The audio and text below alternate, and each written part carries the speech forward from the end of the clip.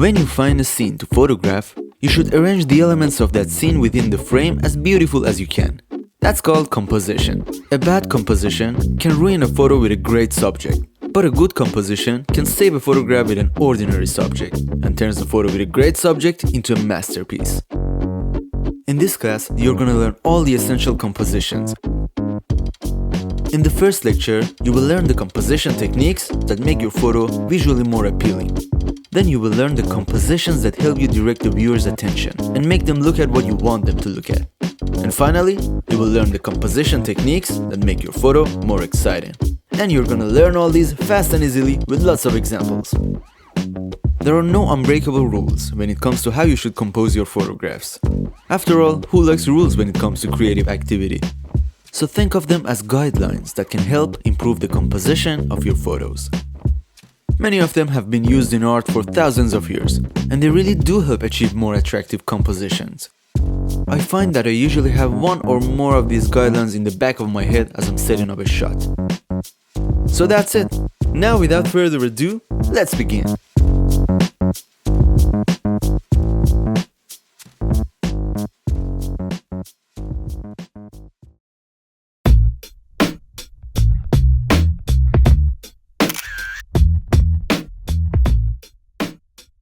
Rule of thirds.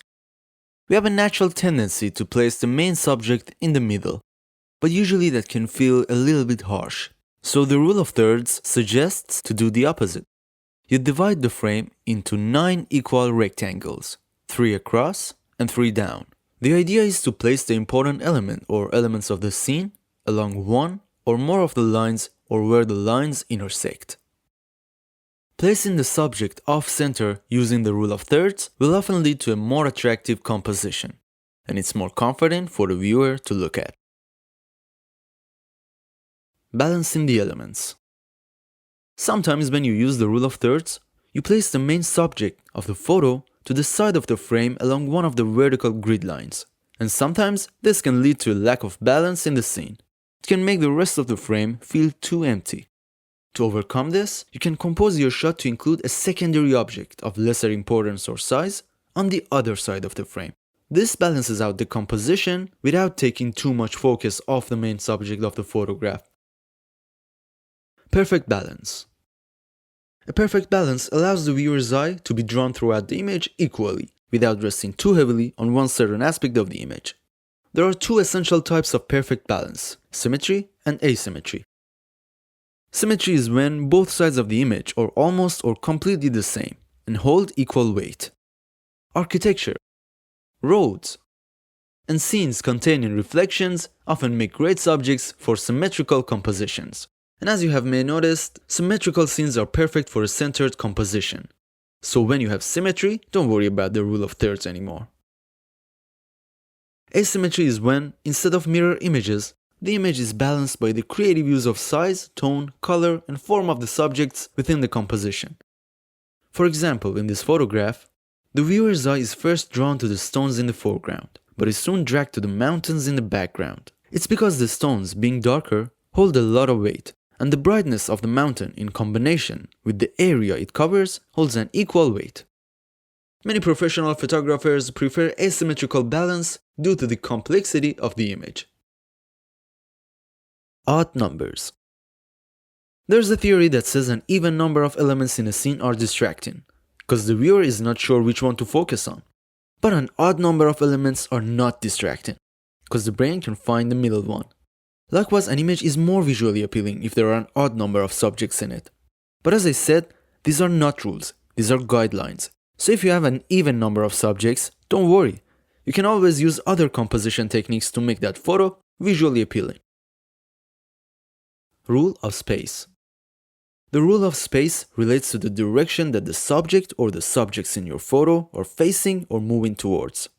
There should be more space left in the frame in front of them than behind them. This implies that there is a space in the frame for them to move into, or there is enough space in the frame for them to look. Motion direction. We read an image in the same direction we would read text. So assuming you're from a country where text is read from left to right, then this theory says that any motion portrayed in your photograph should flow from left to right.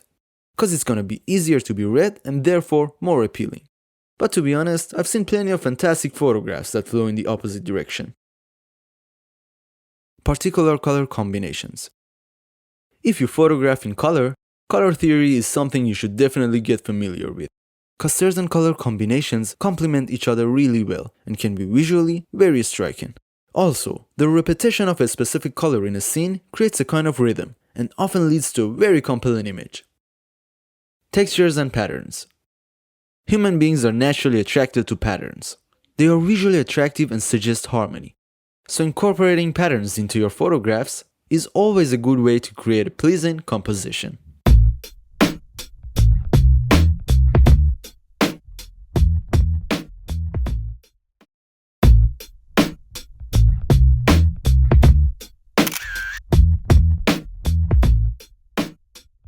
Leading lines. Leading lines can help to lead the viewer through the image and focus attention on important elements. And they don't necessarily have to be straight lines. Curved lines can also be very attractive compositional features. Frame within the frame. Use your surroundings to be creative in your compositions. Look for elements such as windows, arches, or overhanging branches to frame the scene with. The frame doesn't necessarily have to surround the entire scene to be effective. Including a frame within the frame is an effective way of portraying depth in a scene, and also forces the viewer to focus on the subject. Fill the frame. Filling the frame with your subject, leaving little or no space around it, can be very effective in certain situations. It helps focus the viewer completely on the main subject without any distractions. It also allows the viewer to explore the detail of the subject that wouldn't be possible if photographed from further away. Filling the frame often involves getting in so close that you may actually crop out some elements of your subject. In many cases, this can lead to a very original and interesting composition. Uncomplicated background. I told you that filling the frame works well as a compositional tool, and now I'm gonna tell you that doing the exact opposite works well too. Leaving a lot of empty space around your subject can be very attractive. It creates a sense of simplicity and minimalism. Like filling the frame, it helps the viewer to focus on the main subject without distractions. You can also do this by isolating the subject using a shallow depth of field. By using a wide aperture, you can blur the background that might otherwise distract from your main subject. This is a particularly useful technique for shooting portraits. Contrast. The brain immediately notices the element that is different from all the other elements. So making contrast is a great way to lead the viewer's attention. For making contrast work in an image, first you should have harmony in all the other elements.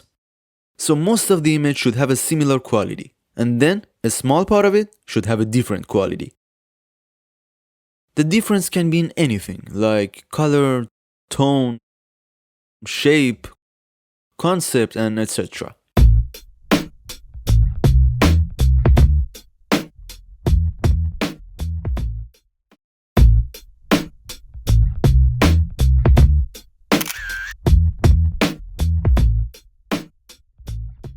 Change your point of view. Most photos are taken from eye level. Getting high up or low down can be a way of creating a more interesting and original composition of a familiar subject. So get creative, change your position, angle, height, and move around to discover new compositions and get the perfect shot. Foreground interest and depth. Including some foreground interest in a scene is a great way of adding a sense of depth to the scene. Photographs are 2D by nature, and this technique helps to give the scene a more 3D feel. Juxtaposition. Juxtaposition is a very powerful compositional tool in photography. It refers to the inclusion of two or more elements in a scene that can either contrast with each other or complement each other. Both approaches can work very well and play an important part in enabling the photo to tell a story. Diagonals and triangles.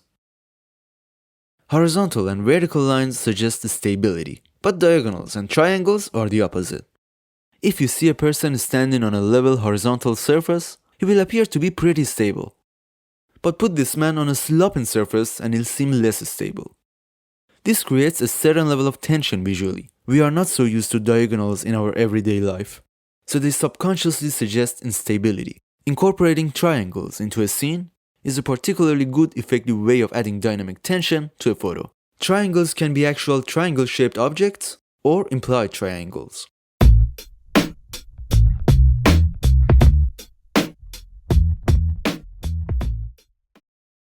Congratulations on finishing your class. Now that you know the rules, you can break them whenever you thought it's necessary or you wanted a specific emotional impact. Don't forget to leave a review. It helps others to make a better choice about this class.